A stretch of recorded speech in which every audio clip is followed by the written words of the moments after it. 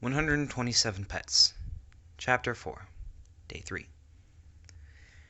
The sun's rays along the canyon awoke the sleeping Pegasus. She whimpered, feeling a tickle along her chin. With a free hoof, she tried to push off the unknown feeling. After a few misses, she finally flicked away the disturbance, sending it to the ground. Her eyes shifted open. She flicked an ant to the floor. Her blurry eyes watched as the insect crawled away into some nearby rocks. After being fully awake, Rainbow Dash stretched her shoulder, sitting up on her flank. After chipping away at the boulder for so long, Rainbow tried an experiment. She placed both of her hooves under the rock, and with all her might tried to push it up. Since it lost a bit of mass due to her pecking at it with the knife, she assumed it would be easier. Come on, move, you stupid rock! She started to use her entire body to push the boulder. It just laid there, unfazed by the Pegasus's force. Ah! Rainbow gave one final scream to boost her strength. After a few minutes of grunting and screaming to move the heavy rock, Rainbow finally called it quits. Her arms went limp as she nearly fell on her back, panting heavily. This is insane! She cursed in anger. Realizing her words would never hurt the rock, Rainbow rested her head on it. Her mind became foggy as the Pegasus began to think back to Ponyville.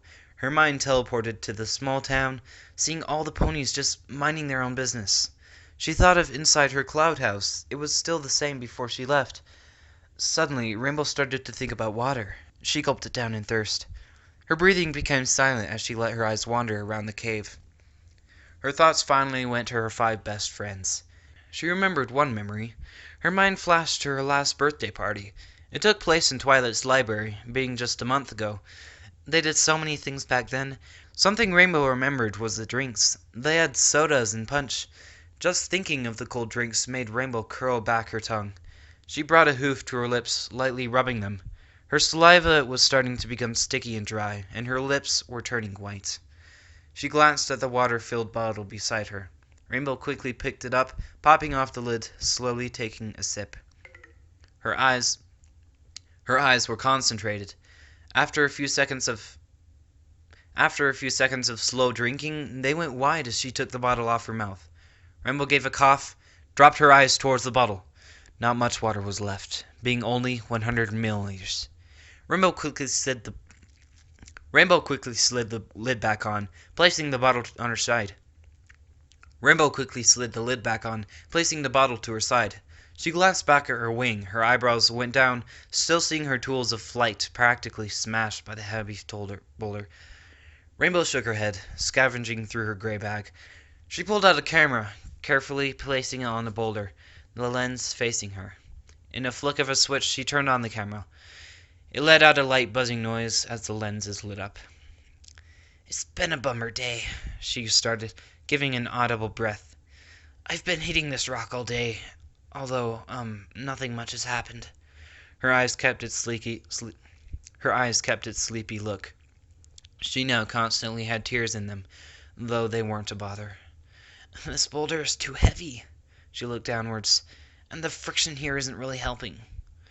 There was a pause. Rainbow kept looking at the camera. "What I could really use is some kind of hammer." Rainbow lifted a hoof to the camera, holding an imaginary hammer as she pretended to hit the boulder. "That way I could break this thing." Rainbow lightly nodded her head. "That would just about do it." Her tone of voice became quieter, almost whispering. She picked up the bottle, showing it to the camera. For a few seconds, Rainbow glanced between the water and the device filming her. "I have about 100 milliliters of water left, which should keep me alive until tomorrow night.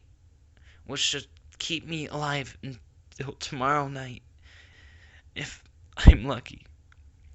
She took a pause, breathing out. Sorry. Sorry. I repeated that twice. Yeah." She looked down towards her stomach. Suddenly, her voice became slightly higher. "I'm pretty hungry, you know. But it doesn't matter. My entire body has been aching pretty weird." On the last phase, Rainbow gave a light chuckle, making the tender moment last for a few seconds. "It's been really bad, but, I'm sure it'll pass soon." She narrowed her eyes towards the camera, giving a worried smile. just got to chill, you know. While she spoke, a lizard just a few meters away crawled on the nearby rocks. The animal's eyes narrowed at the fallen Pegasus. Rainbow had been there for so long without company that she started to make unnecessary conversations with the camera. It got lonely, so she had to do something to pass the time. Rainbow looked up to the sky, seeing that same black bird from before. There's this raven that comes every morning. Her mouth hung open, watching the bird fly by. After a few seconds had gone by, Rainbow looked back at the camera. It comes all the time. She thought back to the last day of when she had those few minutes of sun shine down on her. I get about 15 minutes of sunlight per day. Her eyes went back to her wing under the boulder.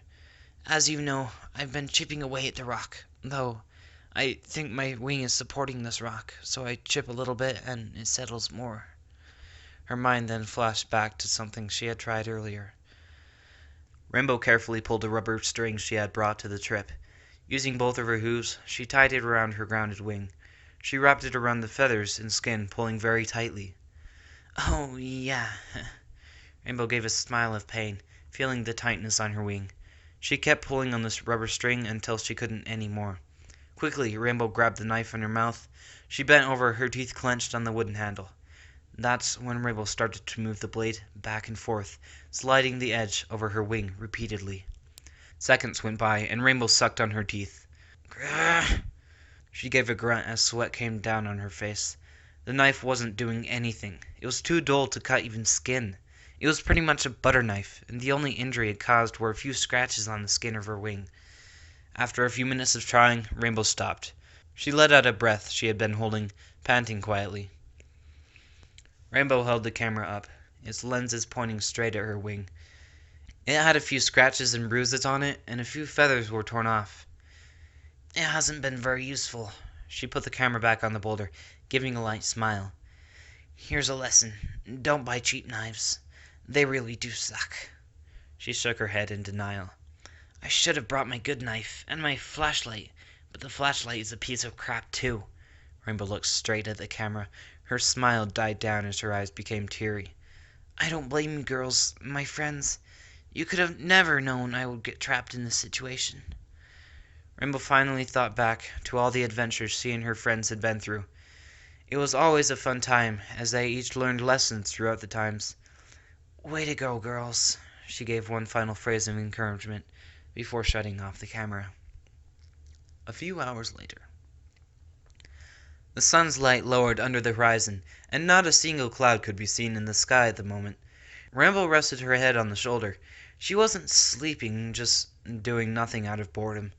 She tried turning her body, though her ears perked as she heard something knocking it down. Rainbow went in shock as she turned around to meet the unknown object. Her bottle laid on its side. The water was slowly seeping out. With quick thinking, Rainbow grabbed the bottle, lifting it back up so gravity forced the water down. She carefully examined the bottle. About half the water was gone. Damn it! She cursed, her voice having much more emotion than before. Tears began to fall down her cheeks as Rainbow began to rapidly sniff. It's not fair! She smacked her head against the boulder, crying. Her tears came crashing to the dirty ground, it being washed away by the dryness of the canyon. A few minutes had passed. Rainbow stared blankly at her bottle. She couldn't cry anymore after being dehydrated for so long. After snapping back to reality, Rainbow slid the lid back on the bottle, placing it to the side. Her face still looked terrible. Her breathing became louder as her teeth clenched. After a few minutes of grief, Rainbow finally let herself sleep as the moon lit up the sky. Chapter 5. Please! Please! Rainbow begged in her sleep, sweating under the bag which covered her head. She painfully gritted her teeth, giving sharp and loud breaths. Water enveloped in Rainbow's eyes as she shot tears down her cheeks, the drops splashing at the bottom of the bag. The tip of her muzzle was drenched in sweat. Her eyes clenched shut as her brain felt foggy. Please! For the last time, she screamed in her mind, before quieting down. Asking to be released from the boulder and sleep wouldn't help. Ever. The next day. The bright shine beamed from the horizon, waking up everything in its path. Rainbow made sure to wake up early. She watched as the sun's light began to cover the deserted canyon. The grounded Pegasus wore a smile for an odd reason. She planned some kind of event, though only she would know. Rainbow held the camera, placing it on the boulder with the lenses facing her. She ducked, leaving the device's peripheral vision. With a sneaky hoof, she turned the camera on while behind the boulder. The device gave its usual buzzing noise as it started to film down the rocky walls. Rainbow was nowhere in sight. After a few minutes of waiting, the Rainbow Pegasus shot out of cover, coming right in front of the camera, wearing a professional smile. Her eyes lit up as she licked her lips. "Good morning, every pony!" She looked up, spotting the direction of the sun's light. "It's about morning here in Ghastly Gorge, and this morning on the boulder." She spoke the last phrase while tilting her head. "We have a very special guest, self-proclaimed equestrian superhero, Rainbow Dash." Rainbow looked away, viewing the imaginary crowd that surrounded her. "Come on, boys and girls, let's hear it for Rainbow Dash." Her head nodded as she heard the fake applause emitting from the canyon. After the crowd died down from their clapping and cheering, Rainbow looked back at the camera with soft eyes. "Hey, hi, oh gosh, it's a real pleasure to be here, thank you." The cheering in Rainbow's head continued. She gave a sheepish smile. "Yeah, thank you." She spoke while giving a light chuckle. After looking around the walls, Rainbow looked back at the camera. "Hey, can I say hi to all my friends?" Suddenly, her entire facial expression changed to a more confident look. She narrowed her eyes, smiling. "Your friends. Mustn't forget your friends, right, Rainbow?" She shifted back to her softer look. "Yeah, that's right. She took a pause. "Hey, girls, I'm really sorry I didn't get to see you the other night. If I had, I would tell you where I was going." She shook her head. "Well, I probably wouldn't be here right now." She went back to her announcer voice. "That's for sure." More imaginary laughter could be heard. "But like I always say, your supreme selfishness is our gain." She motioned a hoof to herself. "Thank you, Rainbow Dash. Is there any pony else you would like to say hi to?" My coworkers at work." She thought of all the Pegasi she worked on while managing the weather in Ponyville. "Hey guys, sorry I probably won't be coming in for work today." More made-up laughter from all around the canyon screamed to the Pegasus. "Ha! Get a load of this Oh, wait. Hold on." She held a hoof to her ear, pretending to be wearing an earphone. "We have a question coming in from another Rainbow Dash in Ghastly Loser Gorge, the canyon for losers." More laughter could be heard. Rainbow asks, "Am I right in thinking that even if my coworkers from work notify the guards, they would be putting a 24-hour hold on me, which means I would only be considered missing until tomorrow morning at the earliest?" Yeah, you're right on the dot, Rainbow Dash." "Which means," she started to whisper, "I'll probably be dead by then." Another burst of laughter could be heard. "Wow, Rainbow Dash, how do you know so much?" Rainbow took out another pause, breathing out. "Well, I'll tell you why I know so much. I volunteered for the rescue service." Rainbow went wide-eyed, being at full attention with her other self. "You see, I'm something of a, her eyes rolled in thought, "something of a big, bucking, hard hero, and I can do everything on my own, you see." Rainbow squinted her eyes, looking straight into the buzzing camera. "I do ski." More clapping was heard. "Now tell me, is it true that despite, or maybe because you're a big, bucking, hard hero," her voice became more playful before switching back to a sad tone, "you didn't tell any pony where you were going?" Yeah, that's absolutely correct." Rainbow's announcing side narrowed her, giving a confused look. Raising an eyebrow, she asked, "Any pony?" She shook her head as the light laughter came from the imaginary audience. "Any pony," she confirmed. Rainbow leaned in, opening her mouth wide. As she closed them, only one word came out. "Oops." The laughing got louder. She leaned back, looking down at her wing. The crowd died down along with her happiness. "Oops." Her voice barely became audible. She kept nodding her head before finally looking up to the lens. "Oops." The conversation she just had with herself didn't even feel memorable, just plain and empty. Rainbow gave a gulp, breathing out. She started. "Twilight, Rarity, Applejack, Pinkie Pie, and Fluttershy. I just want to take this time to tell you that the times we spent together has been something very important to me. She took a pause. Tears were visible on the edges of her eyes. And I haven't appreciated you in my heart enough because I know that I could. Rainbow laid her hooves on the boulder, looking closely. She sucked on her tongue as she continued. I love you, girls, and I'll always be with you. She gave a light nod in agreement before slowly shutting the camera off. On the press of a switch, the buzzing stopped, and Rainbow was left alone again. Many hours later. Rainbow took out her water bottle, looking closely to see the 50 milliliters left inside. She slowly opened it, flipping it over towards her mouth. Rainbow gave muffled moans as the last bit of water seeped down her throat. She began to suck on the lid, sucking in any droplets of water that were missed. She stuck her dry tongue in, absorbing anything around the bottle. Seconds went by, and Rainbow finally took the bottle off her dehydrated mouth. She licked her lips in desperation, making sure not to miss anything. She rubbed her face, looking around the walls to see nothing but darkness approach. Suddenly, Rainbow felt a pain in her chest. She held a hoof to it, eyebrows tilting down. Her heart rate was increasing dramatically. Rainbow's breath became loud and short.